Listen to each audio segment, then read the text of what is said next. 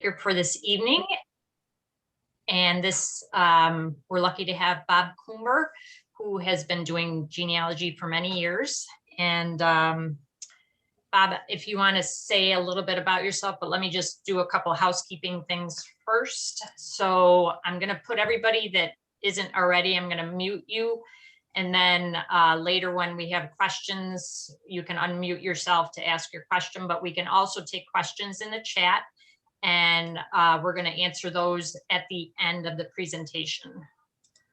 Let me see if there's anything else. I did send ahead a handout, so hopefully you received that in the Zoom invitation email.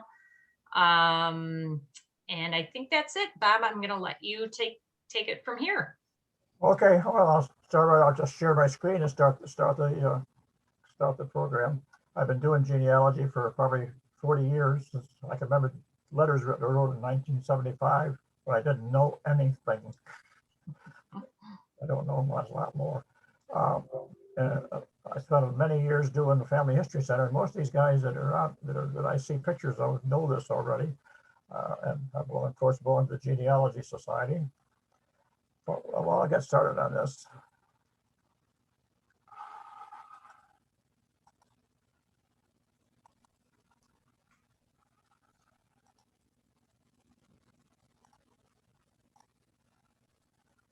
Oh, come on. That's not what I want to do.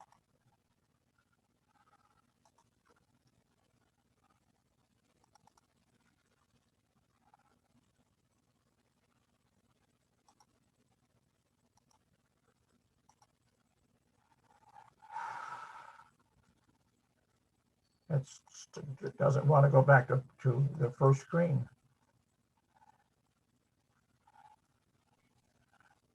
Let's try this one.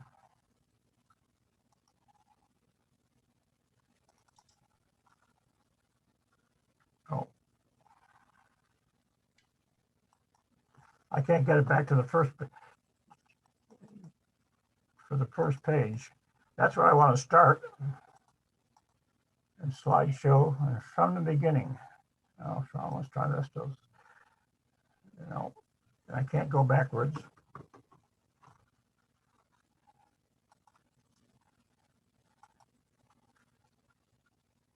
Jim Paprocki, you got any ideas for me?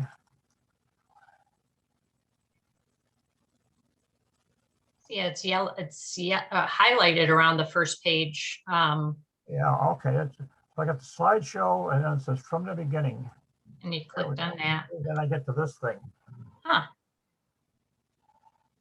And I can't go backwards.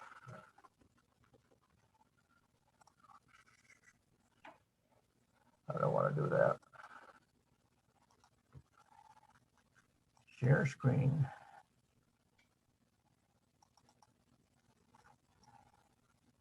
If I could just start right there, it'd be all right.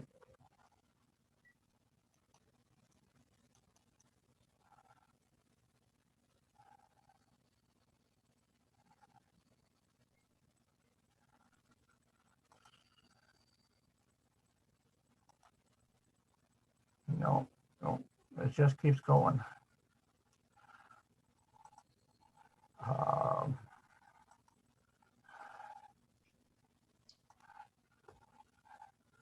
Just hold on here if I can put this on.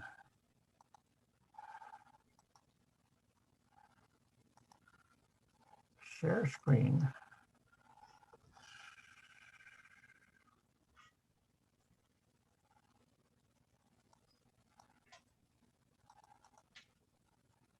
No, that's not what I want.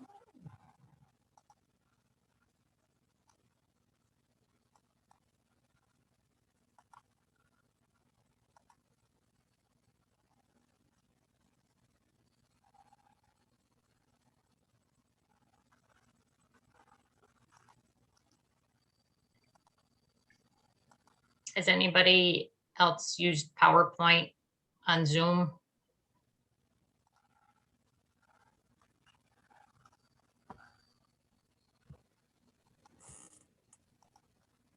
No, I'm erasing it. I don't want to erase it. Hit the undo. What's that? Hit the undo button, the arrow that goes backwards up at the top of your screen, and that'll take you back and put your slides back.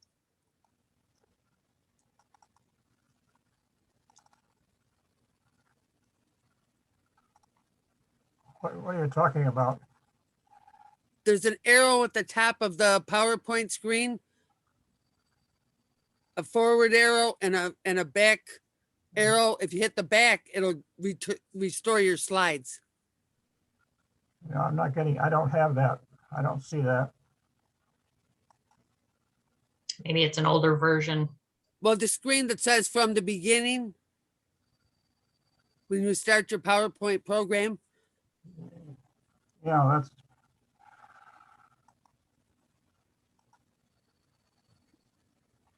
Yes, it's right there. I think I just erased it all. I'm going to leave the program and call my program back up again, Nancy. Okay, sounds like a good idea.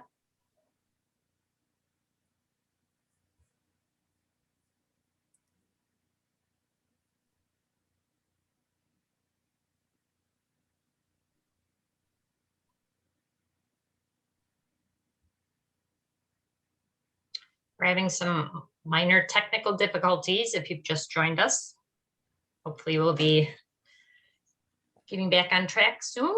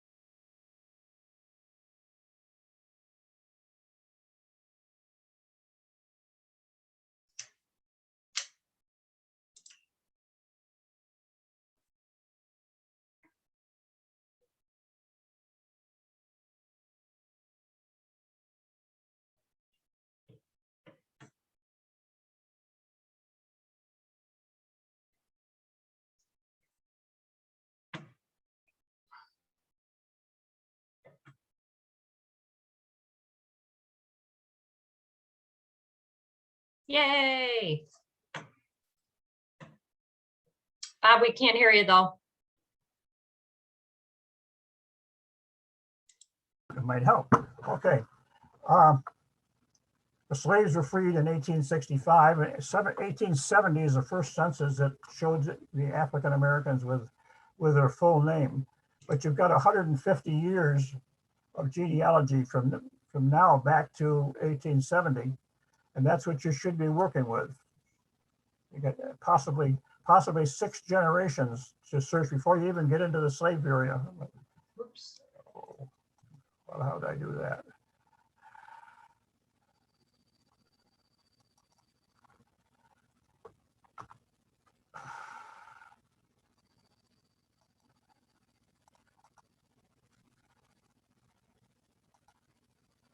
Where do you start? Start with you. You have to start with yourself and work back in time. You just can't jump back to 1870 and start doing the research. You have to work your way to one generation at a time. Now, if you're not using a computer, you can use 2 forms of worksheets here. One is a pedigree worksheet and one's a family group worksheet. The pedigree worksheet, you fill in what you know, and you start right here with yourself, put in a father and your mother, put a spouse in there, and you can put 4 generations here. If you have more generations to go, you take the people name from here and start a new page with this. So with 6 generations, you could end up with 8 pages. Every husband and wife combination, you'd have another start of these things. Now, the pedigree worksheet is only for grandparents. There's no aunts or uncles or cousins there. So for every husband and wife combination, you would have this family group sheet. So if you go 6 generations, you're going to have 30, or 8, actually 8, 16 sheets like this for 32 people. So you'd have the husband and the wife and all the children. And I would suggest that when you get to whichever child is your own ancestry, is to write that in capital letters. So when you look at the list of children, you can tell which one is your ancestor without having to even think about it. Fill in both forms. Ask the relatives to provide more information. Most genealogists regret they didn't ask their relatives, their oldest relatives to start. But start looking for all the missing information. And remember to write down where you got that information from. Every fact has to have a source, so keep track of those sources. And keeping track of sources is important so that you can determine how good the source is. How good is the record? You might have 2 or 3 census records that give you a different age each time. So which one do you use? You need to have sources of where you got it from. Remember that, as I said, after 6 generations, your 3rd great-grandfather, you have 32 possible surnames to search, and you are just as much related to each one of those as you are to the one with your surname. If you watched last night's Finding Your Graves, Finding Your Ancestor, Finding Your Roots, they got into this interesting story on some of the other lines. The easiest way to start to get record is just start looking each census, each from 1940 back, and go back every person you're looking for, and recording the information. Look at more than just the names and the ages, because each census has different information. I had one man that I talked to at the library. He was looking for a grandfather, and we found him and his wife and 2 children, and thought, oh, well, we're all hunky-dory, until we started looking and seeing that the children were older than the years that they were married. And it was a second marriage for the wife. So I said, right away, that man that's listed as the husband may not be the father of those children. There could be an indication that they had the children and it didn't change their name, but it's more things to look at.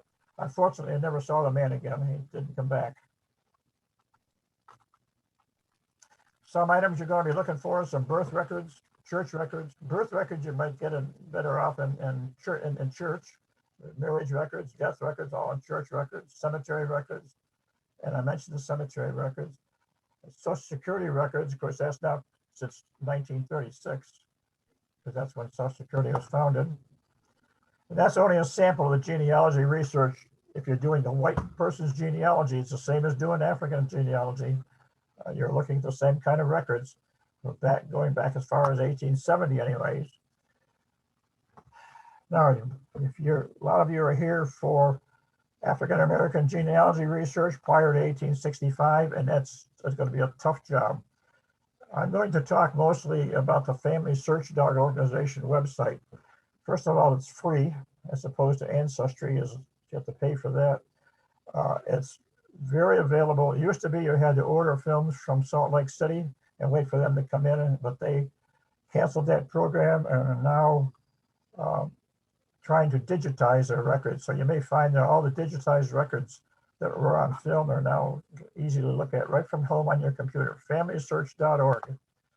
You have to sign in. Don't worry about any kind of publicity or preaching to you or anything. They just want to know who's doing it. Create an account, and you look at records, images, family tree, genealogies, catalog, all under search. And what I'm going to talk about, well, let me talk about family tree.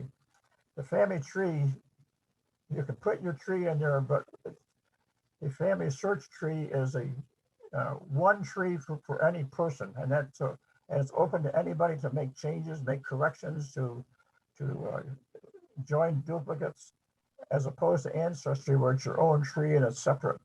But the family tree gives you a choice. It's just one tree for the world. The biggest thing that I want to get to is down to the Research Wiki. It's the last choice, Research Wiki. And researching enslaved ancestry involved the same basic principles as genealogical principles, with this difference. When you find your way back to where your ancestor lived, you hope to be able to find the slave owner.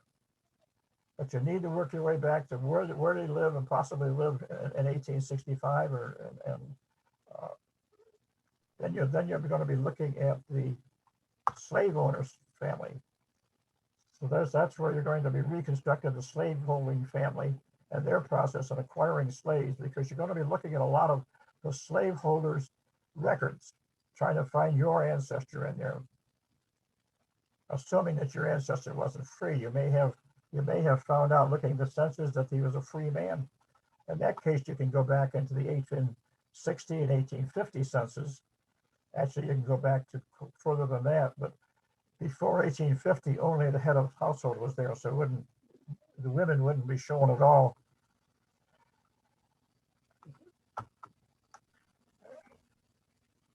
I've talked about you have to take an educated guess when you see this, and you may have the wrong one. Again, if you watch Finding Your Roots, he'll get to this point. He'll say this may be your ancestor, and we don't know for sure. When you know the slave owner's name, you have a list of possibilities. You study the life and records of the slave owner and his family. Your ancestor's life was inseparably connected with the slave owner. Your ancestor will be listed in the records of the slave owner's property, because the slaves were treated as property. Look for the slave owner's name in the 1850 and 1860. Of course, you're only guessing at the slave owner's name at this point. Slave schedules themselves, and there are some federal census schedules that are slave schedules. They give you the age and sex of each slave, but no names. So you would go to the 1860 and 1850 slave schedules, and again you find them under family search records.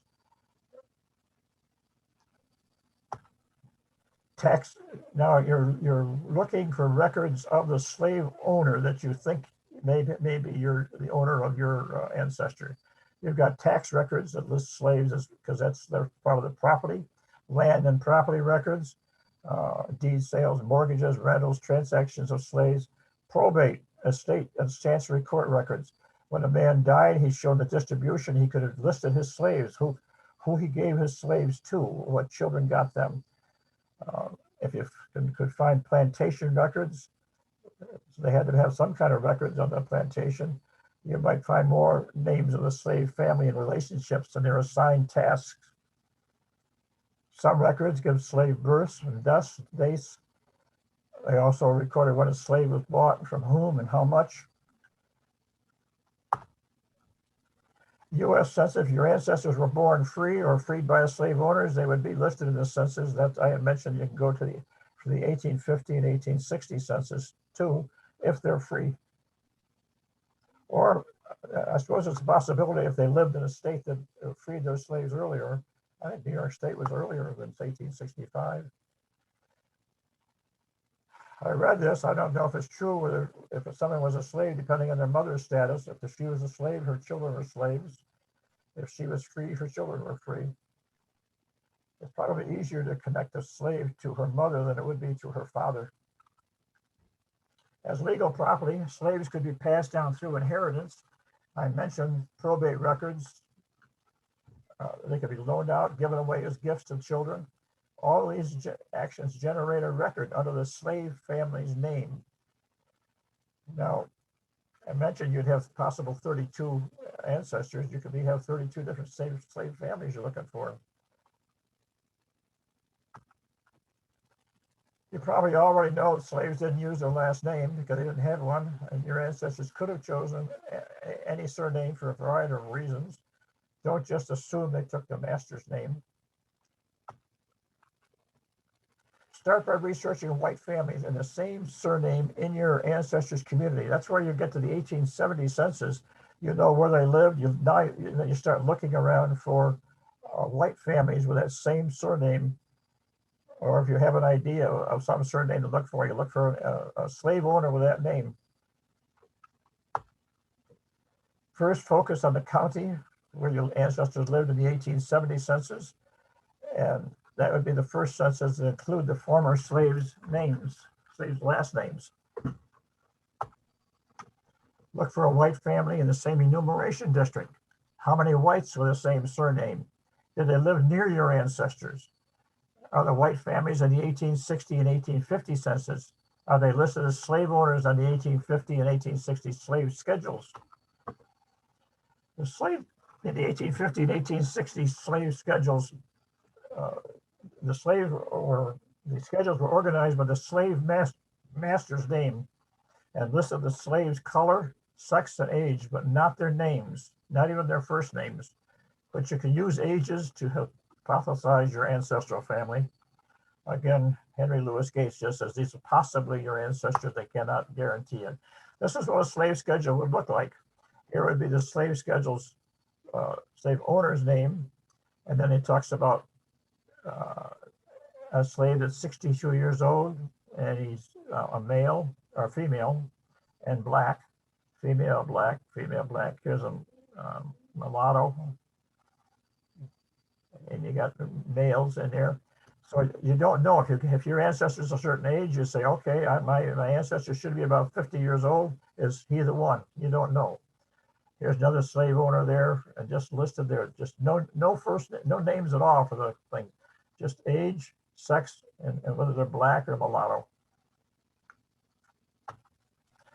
An idea how to do that, I look up John Brown in 1840, that he was born in 1840.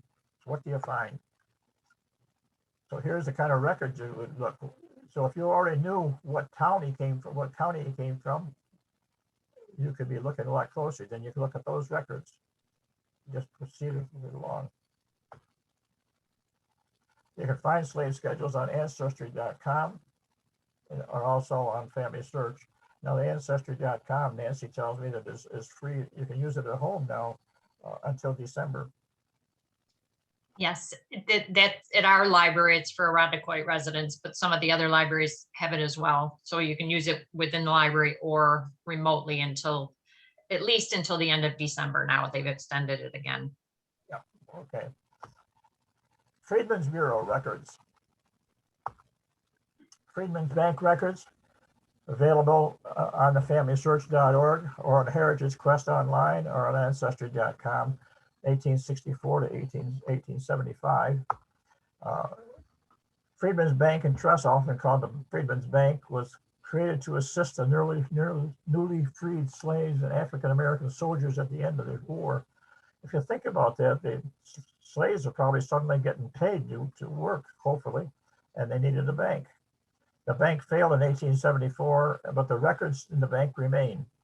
Among the records are the registers of signatures of depositors. The register for 29 branches from 1864 to 1871 show the names, residence, and description of each depositor. It may also include some genealogy and the relatives of depositors. The register of signatures and deposits have several indexes, which are easy to use and include about 480,000 personal names. This covers a time when African Americans were newly freed and may be a source that bridges between their lives in slavery and freedom. The records sometimes show a variety of family history information, such as birthday, birthplace, where raised, former owner, employer, occupation, residence, relatives. And these registers cover from 1864 to 1871. Computerized index without knowing the depositor's residence. All available to you. And you can see how much records that these really, how the information that's in these records.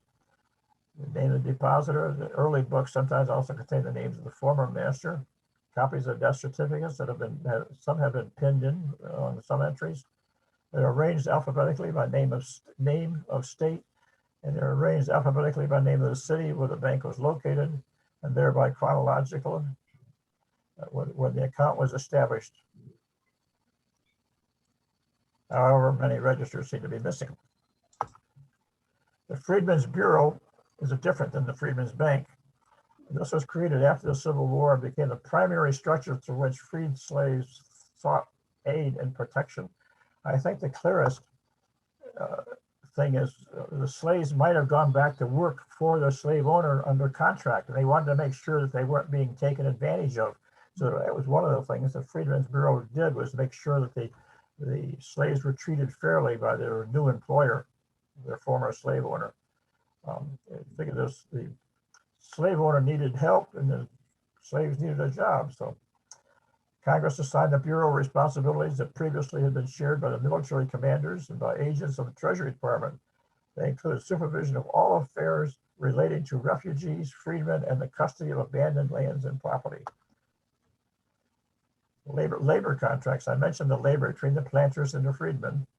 Registers of transportation, school records, correspondence and registers of outrages and violence against freemen, marriage record registers, bounty applications for those soldiers that served in the Union Army, register of payments.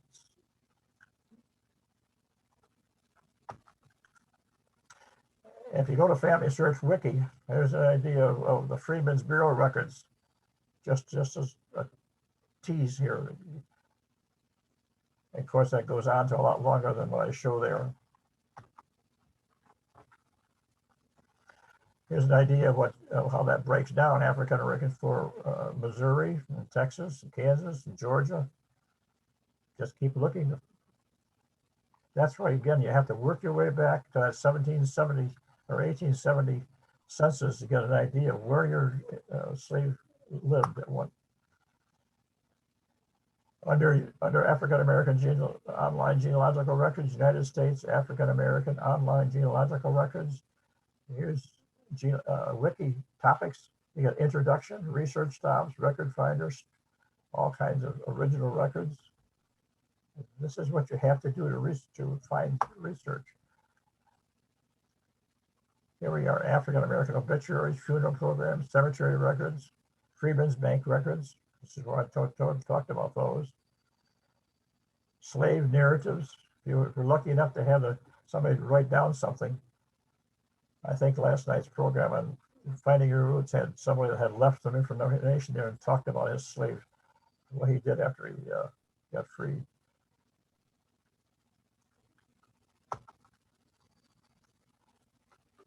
And I've got ahead on this before, but slaves were considered property. Many records of them that name them are with the slave owner's other property-related records. Slaves may be identified by first name and color, but you have wills, because they're again, slaves were property and they may be willed off to somebody else. Probate records, inventories. The slaves that he owned would be on the inventory. Account books, deeds, tax records, manumission papers. If somehow they were freed, manumission is a freeing of slaves. Colored troops. I hadn't realized that they had 180,000 African Americans served in the Civil War units, and they got records at the archives.gov. These records are also available at the Family History Center, familysearch.org. They're digitized on subscription websites, Ancestry and footnote.com. Records are available. GAR, the Grand Army of the Republic, that's like the American Legion, except it's for Civil War soldiers. According to this information, there's records that are available for that. Journals of their state and national meetings called encampments. National journeys are online at books.google.com. Potential documents, membership rosters, minute books, applications for membership, unit muster rolls. Of course, you've got to have a full name to go by. Indispensable resources, the Cincinnati Civil War Roundtable website. That's at civilwarroundtable.org. Provides information where to find records. Slave narratives. 1930s Federal Writers Project interviewed 2,300 former slaves, and you can search or browse transcriptions of these interviews. As I said, last night's show had somebody that had left all that information for the family, and they went from there how his life was after he got enslaved. Slaves had to testify in court. for their former slave owner. As I said, the handout has a list of African American research sites. Visit them and see what they have to offer. And remember, always work from what you know back to the unknown. You can't just jump back into the unknown. African American is unique, some real challenges, but concentrate on what you can do and keep and persevere. And that's it. That was extremely helpful information. Does anybody have any questions? I doubt if I get it from these guys. These are all I didn't know so many sources were available. That's great. that's where this familysearch.org wiki comes in and gives you tells you about all those things that are available. That's most of that information that I showed you came from that wiki website.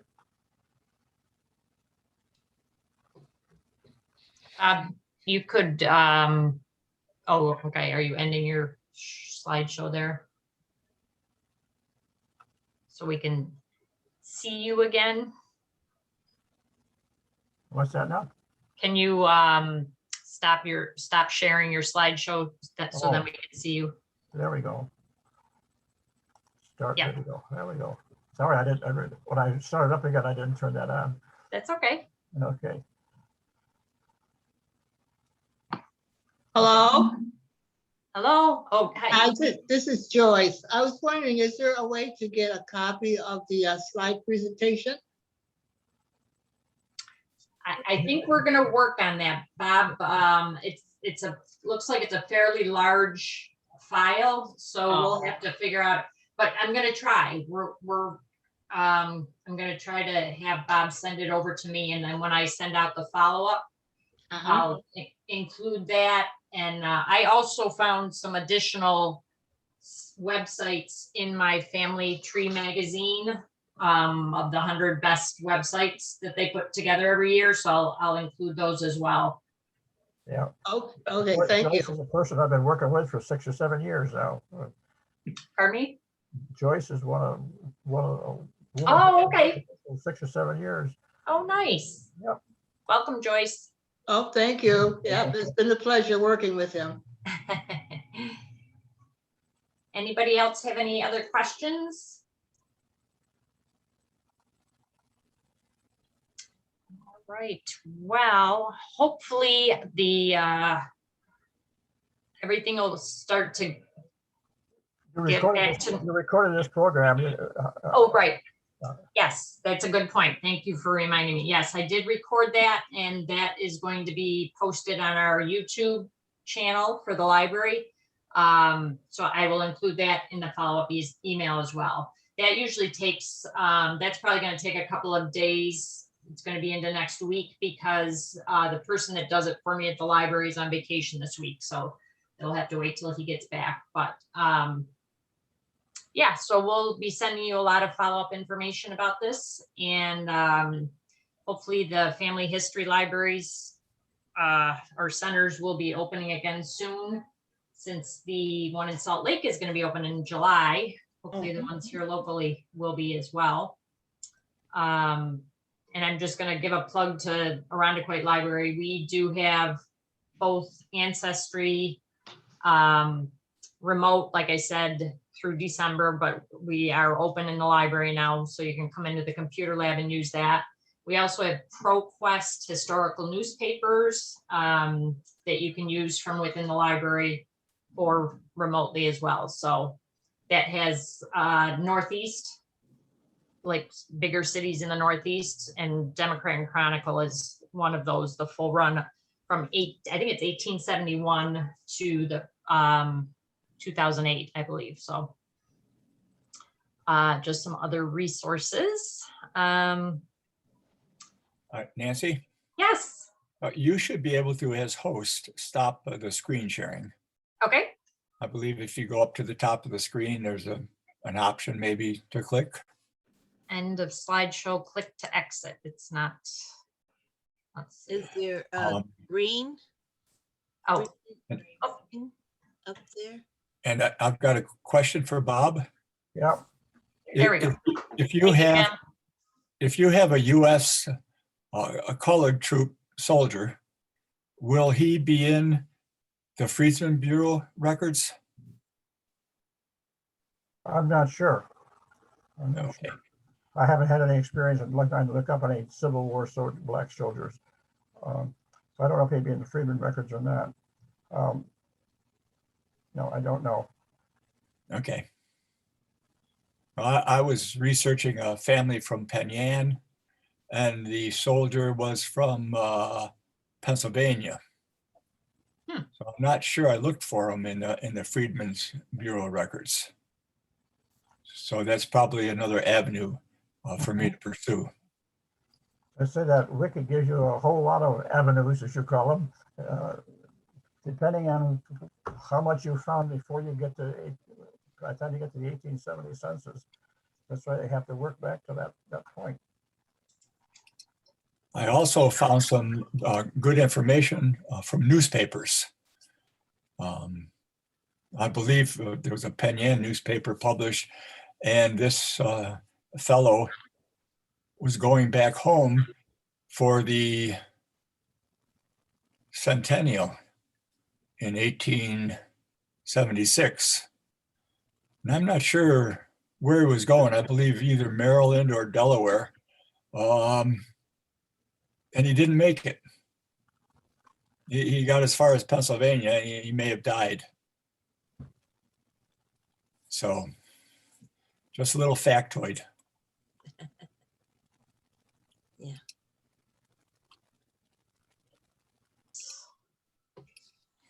Oops.